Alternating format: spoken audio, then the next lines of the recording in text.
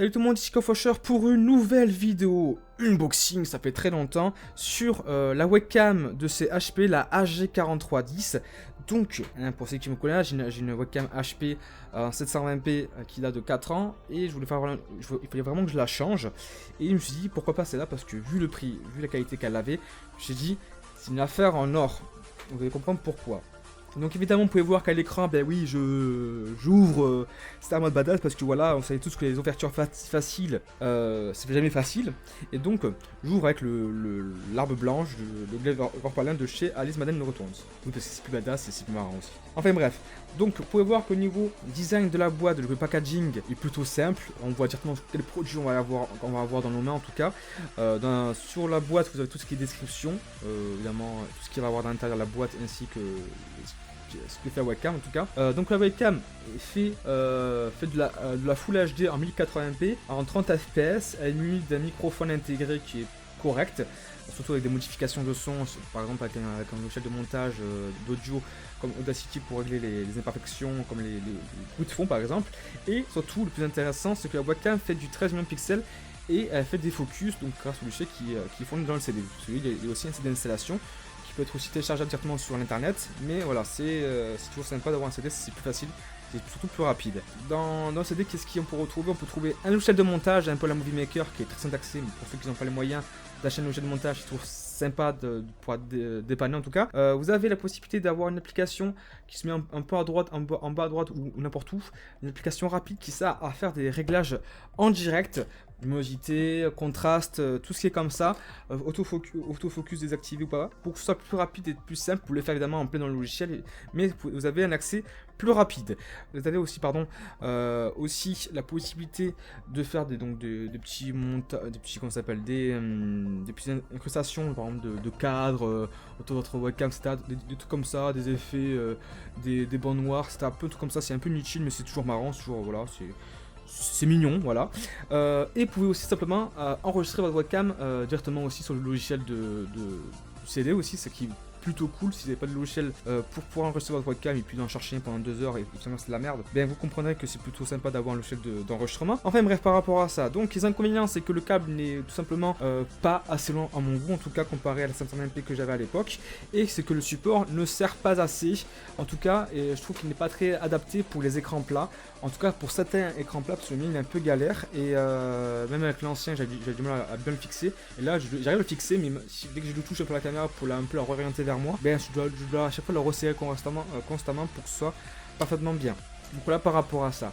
Donc on va se retrouver parfaitement dans une gamme plutôt bonne finalement, avec un prix de 37 € sur Amazon au lieu de 60 €. Profitez-en de cette promotion parce que niveau qualité-prix, il n'y a rien à redire.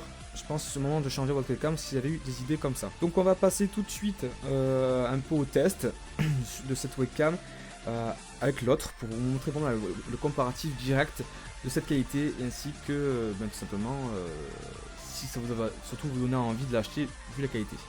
Donc c'est parti. Donc nous voilà pour la suite du test de cette caméra. Donc non, là c'est pas la caméra en 1080p malheureusement, c'est celle de la 720p, donc la 3110 que j'avais à l'époque de chez HP aussi.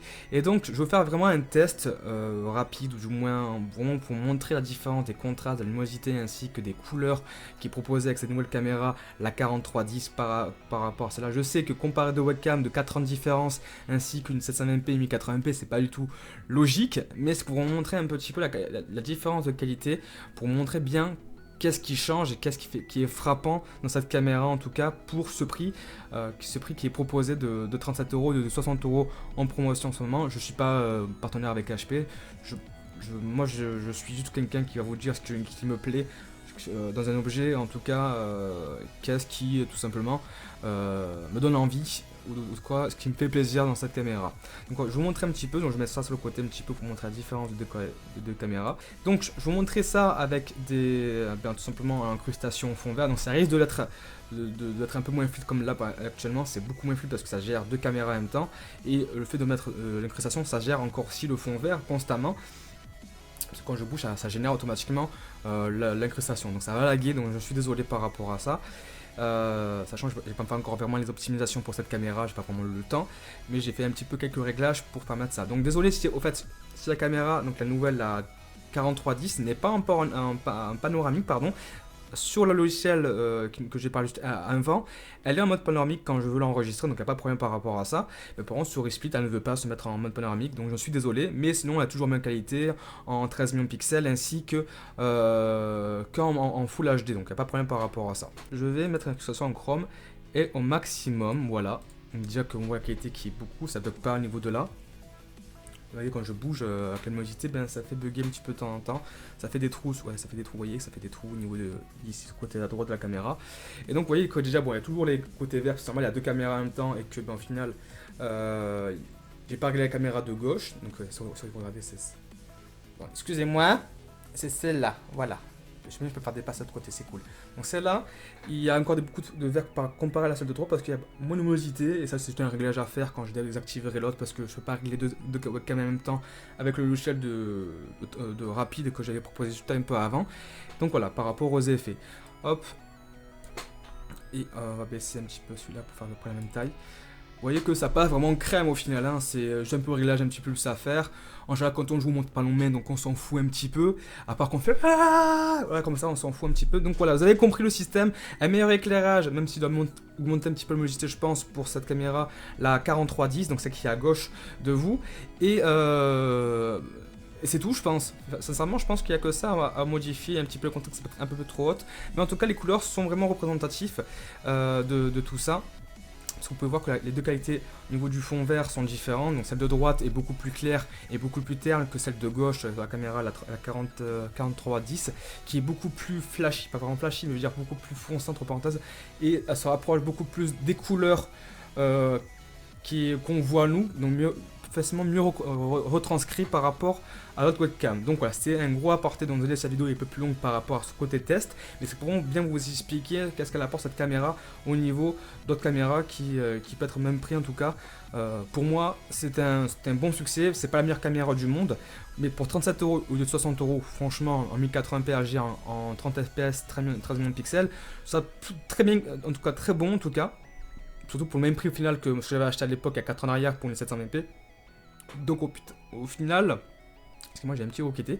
Donc au final je pense que on est bon, on est très bon, pardon, bien, j'ai dit bien. On est plutôt bon finalement dans cette caméra contrairement à l'autre. Juste quelques réglages à faire au niveau des contrastes, etc. Je pense qu'elle sera parfaitement bien. Et c'est ça qui est cool. Donc voilà, on va se finir sur ça. Je vais désactiver ça, on la supprime carrément. Et on met celle-là en grand, donc pas de panoramique, mais on s'en fout. Je mets une concentration pour faire ça plus simplement. Et donc nous voilà. Donc n'hésitez pas à mettre un petit pouce j'aime ainsi qu'un commentaire pour vos appréciations ainsi qu'à partager pour les plus courageux. N'hésitez pas aussi à vous abonner si ce n'est pas déjà fait. Ça fait toujours plaisir d'être soutenu en tout cas par d'autres personnes. Et donc voilà. Et en espérant que vous verrez cette prochaine qualité dans les autres vidéos. C'est ça qu'il faut retenir, c'est ça qui va s'en servir. Donc si je mettrai des facecam, ben, ça sera avec le fond vert parce qu'il est beaucoup mieux qu'avant. Donc sur ce, à très bientôt. C'était Kafosher. A plus au monde. Ciao ciao.